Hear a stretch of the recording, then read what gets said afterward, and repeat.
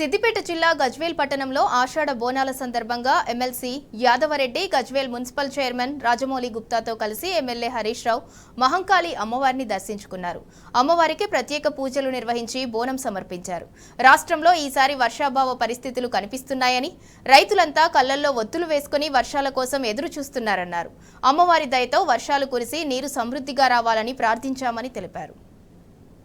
బోనాలు చాలా అద్భుతంగా అంగరంగ వైభవంగా ప్రజలందరూ కూడా గొప్పగా జరుపుకుంటున్నారు.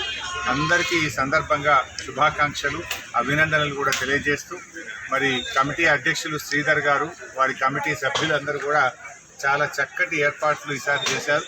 మరి కమిటీ వచ్చిన తర్వాత కూడా ఈ దేవాలయం కూడా దినదినాభివృద్ధి జరుగుతూ ఉంది. ఈ మధ్యనే మరి దేవాలయం ముందు కూడా చక్కటి రోడ్డు కూడా మా స్థానిక కౌన్సిలర్ గారు, మా చైర్మన్ గారు కలిసి చక్కటి రోడ్డు కూడా నిర్మాణం చేయడం జరిగింది. మరి ఈరోజు రాష్ట్ర వ్యాప్తంగా కూడా ప్రజలు వర్షాల కోసం ఎదురు చూస్తూ ఉన్నారు. మరి ఆ మహంకాళమ్మ దయతోని రాబోయే రోజుల్లో మంచి వర్షాలు పడాలని, ప్రజలందరికీ మంచి పంటలు పండాలని అమ్మవారిని ప్రార్థిస్తూ ఉన్నాం.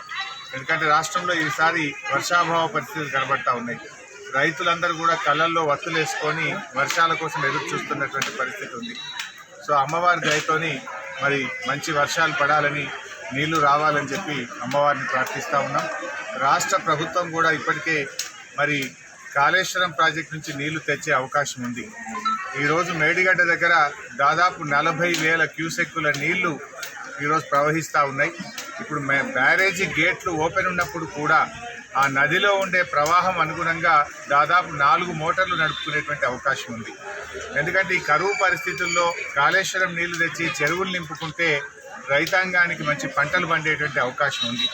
ప్రభుత్వం పంతాలకు, పట్టింపులకు, బేసిజాలకు పోకుండా కాళేశ్వరం మోటార్లు ప్రారంభించి మరి ఇటు మిడ్మానేర్ కానీ, అనంతగిరి కానీ, రంగనాయక్ సాగర్ కానీ, మల్లన్న సాగర్ కానీ, కొండపోచమ్మ సాగర్కు నీళ్లు తీసుకొచ్చి ఈ ప్రాంతంలో చెరువులన్నీ కూడా నింపాలని, పంటలకు నీళ్లు అందించాలని, ప్రభుత్వం వెంటనే మోటార్లు ఆన్ చేయాలని చెప్పి ఈ కరువు పరిస్థితుల్లో, ఎందుకంటే తాగునీటికి, సాగునీటికి మరి ఇబ్బంది రాకుండా ఉండాలంటే మోటార్లు స్టార్ట్ చేసి నీళ్లు పంపింగ్ను వెంటనే ప్రారంభించాలని చెప్పి కోరుతాం.